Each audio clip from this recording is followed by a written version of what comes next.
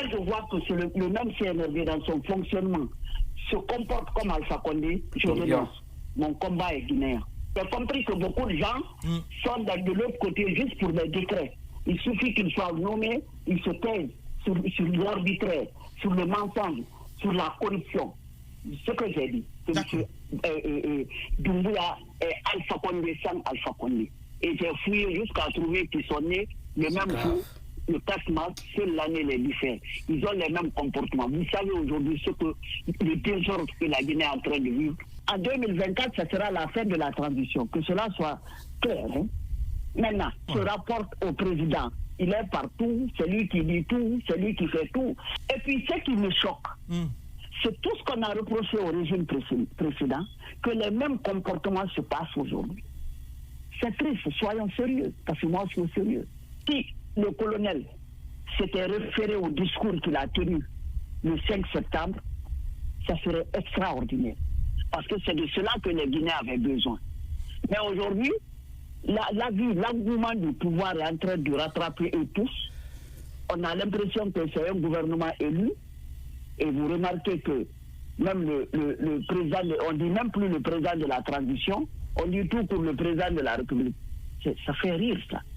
Et puis, selon mes remarques, ces derniers temps, le grand colonel s'est débarrassé de sa tenue militaire, il est en tenue civile maintenant, et on doit, son épouse est en train de faire des tournées à travers le pays, nous dire que tout ce dont la Guinée a besoin, son mari peut le faire. Quand même, soyons mon œil là. Attention. Les 3 ans et quelques qu'on a donné au CNRD, respectons ça. Je vous répète encore, nos enfants assassinés là, qu'on a mis dans des fosses communes en Guinée le 5 septembre, ne mourront pas pour rien. Moi, je refuserai ça. Malgré que même les médias n'en parlent pas. Je vous reviens pour dire que ce que le colonel est en train de faire aujourd'hui, la façon que la République est en train de fonctionner, nous sommes en danger. C'est très grave. Et paradoxalement, c'est un légionnaire. Quand j'entends les Guinéens dire, est-ce que Mamadi Doumbouya avec la France, oui, il respire la France, il pense la France, parce que c'est un légionnaire dressé par la France pour venir faire les sales boulots en Afrique. Retenez ça aussi. Et en plus, il a une épouse française. Il pense français, et c'est ce qui explique que chaque 5 minutes, l'ambassadeur français est à côté de lui là-bas. J'ai honte. Je pense que la constitution de 2010, malgré qu'elle n'a pas été appliquée, mais elle est très bien, elle est une belle constitution pour la Guinée. Parce que remarquez que tout ça là, c'est économique. Tout le temps, quiconque vient rédige une constitution, n'importe quoi. Tout ça, c'est économique parce qu'il y a un budget, on a besoin d'un budget pour ça. Et qui profite de ce budget-là? Qui? C'est le CNT. Donc, on arrête de gaspiller notre argent, malgré qu'il n'y a aucune transparence, le gouvernement ne dit rien de notre argent. On essaye quand même d'économiser, parce que les Guinéens souffrent. Moi, je sais combien d'appels je reçois ici. Des fois, je me pose la question, qui vous donne mes numéros? Tout le monde se plaint à la fois. Vous le savez, je le sais. C'est dur. OK? Il ne faut pas qu'on nous fasse regretter Alpha Condé. Tout sauf cela. Et ça, c'est ce qui se dessine à l'horizon. Donc, en fait, la corruption est partout. On paye des terrains ici à 700 000 $, à 600 000 $. On construit des maisons par-ci, par-là. Et on vient de me donner une information que même les anciens prieurs de Alpha Condé sont en contact avec les nouveaux dirigeants là. Ils payent leur terrain, ils payent leur machin. Et que même le colonel Mamadi Doumbouya en personne vient de payer un truc avec Talibé Silla, l'ancien ministre de Alpha.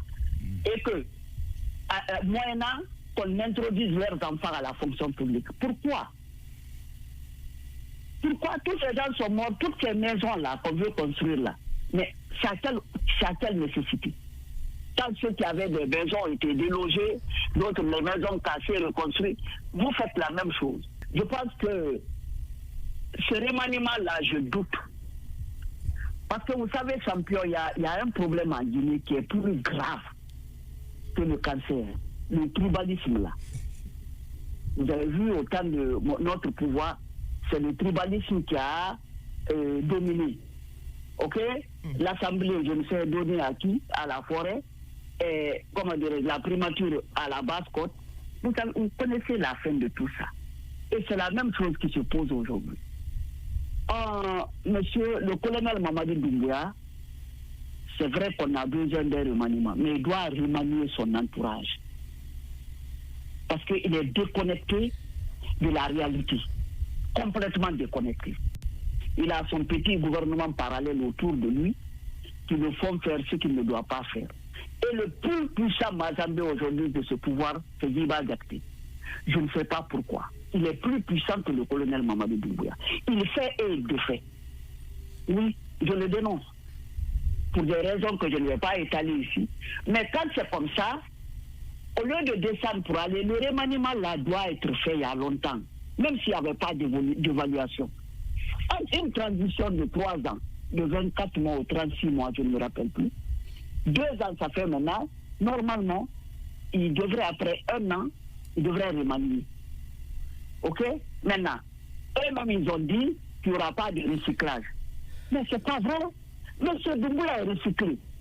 Ils sont dans ce gouvernement du CNRD qui n'était pas fonctionnaire du gouvernement de Alpha. Citez-moi un. Ils sont recyclés. Lui, il était le commandant de sa branche armée, force spéciale. Vous le savez, je le sais.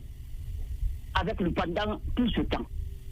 Alors, si vous dites aujourd'hui que vous n'allez pas recycler, vous êtes dans la refondation, vous allez prendre des gens par-ci, par-là, qui n'ont aucune notion de l'État, ni de la fonction. Vous comprenez? Maintenant, vous vous retrouvez dans une situation rocambolesque aujourd'hui. Si vous pensez que tout va bien, ça ne va pas. Attendez, donc, selon vous, la nécessité, ce n'est pas d'abord le remaniement gouvernemental, mais c'est le remaniement de l'entourage du colonel, c'est ça? Le cabinet présidentiel. C'est très important parce que c'est le colonel qui a en fait le gouvernement. Non, je ne dis pas que le remaniement est nécessaire. Il y a des jeunes talentueux, des jeunes qui sont prêts à servir. Oui, il y en a plein. Oui. Ce n'est pas un manque d'hommes. C'est un problème de... C'est-à-dire c'est une mentalité que je dois avoir que des médiocres autour de moi. Je dois être mieux qu'eux. Et d'ailleurs, dès au départ, moi, j'avais dit que pour que ça fonctionne, ceux qui avaient démissionné dans le gouvernement Alpha Condé, on n'a qu'à les mettre, on n'a qu'à les reconduire pour que les choses fonctionnent bien. OK? Mais ils n'étaient pas nombreux, on se rappelle, c'était Khalifa Gassama Diaby et Abdoulaye Yero Baldé. Voilà, et Maître Sako, le jeune Gassama, et mon frère Abdoulaye Yero Baldé. On me parle également de Cheikh Sako, l'ancien ministre de la Justice. De la Justice. Il y a mon frère Yero Baldé, il y a le jeune Gassama Diaby. On devrait le reconduire si nous étions de bonne foi. Mais quel a été l'argument du colonel qu'il n'y a pas de recyclage, il n'y a pas de... C'est-à-dire tout ce qu'il a cité dans son discours du 7 septembre, il vient à appliquer. Et oui, il y a recyclage, lui, il est recyclé. Et qui encore? Les chefs d'état-major du régime de M. Alpha Condé, les Bala Samourala, sont recyclés. Oui. Namouri Traoré qui a présenté hier sa lettre de créance au roi. Parmi les 37 membres du gouvernement, combien sont en prison? Aucun officier en tenue n'est touché. Pourtant, ils ont tous volé. Même le directeur de la douane, là, il paraîtrait qu'il a été choisi par Toumani Sangaré. Mais ayons peur de Dieu. Général Moussa Kamara. Mais ce qui est réconfortant, c'est que tous ceux qui ont les postes aujourd'hui ont juré sur le Coran et la Bible. Ça, c'est Dieu, ça. Oui, mais ils ont juré sur le Coran et la Bible fidélité au colonel, pas fidélité à la nation. Tant mieux, puisque fidélité au colonel, et le colonel même n'est pas transparent, ils vont payer ça. Le colonel s'est érigé en Dieu. On ne lit pas, on ne jure pas sur le Coran comme ça, champion. Oui, aujourd'hui, il y a des soupçons. Il y a des soupçons de corruption. C'est sacré, là. Il y a des soupçons de corruption. Mais puisque c'est fidélité à lui, et celui qui a créé la République, c'est la fin qui sera douce. D'accord. Il y a des soupçons de corruption qui pèsent. 2024 là est décisif. Nous serons à 40 ans de merde, monter et descendre. C'est pourquoi j'aime le général Conté. Il a dit une phrase quand il est venu au pouvoir. Il a dit ceci: nous sommes venus au pouvoir pauvres. Le jour que vous nous verrez avec une villa, nous l'avions volé. Et c'est ce vol, ce pillage qui continue jusqu'à l'heure où je parle, qui prendra fin le 26 mars 2024. La Guinée va changer de mentalité. Nous allons rejeter le tribalisme parce que tous les leaders, tous ceux qui nous gouvernent, profitent de nos divisions pour nous gérer comme ils veulent. Justement, qu'est-ce qui va se passer le 26 mars? Pourquoi le 26 mars 2024? Parce que ça fera 40 ans, 26 mars 1984, 26 mars 2024, depuis que la révolution est tombée.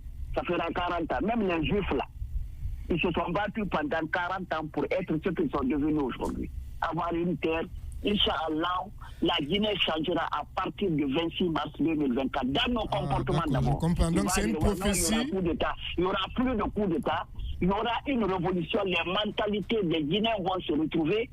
Que parmi les 13 millions, il n'y a que 1 million qui se font la cour, qui sont bien, qui ont 10 maisons, 20 maisons, 50 véhicules, qui ont leurs enfants à l'extérieur, avec l'argent des contribuables.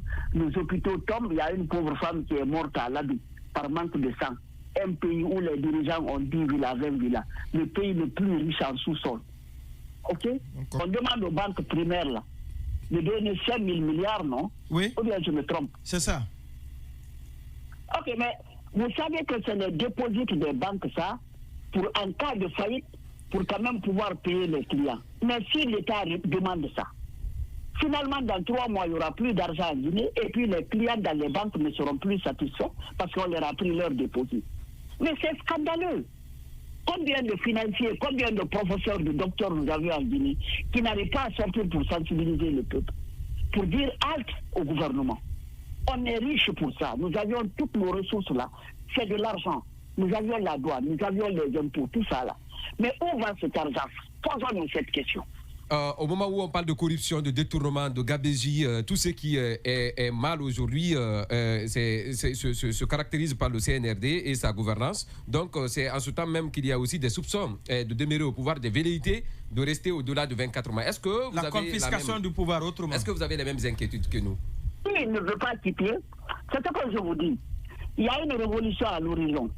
Vous savez, ça fait 40 ans, on vous dit que le président Conte a donné 10 km de goudron, le président Dadis a donné 23, c'est-à-dire que c'est les individus, l'État a disparu. Ce que je vais vous dire, oui. À partir de 2024, là, oui. Le pouvoir reviendra au peuple. C'est le peuple qui va décider.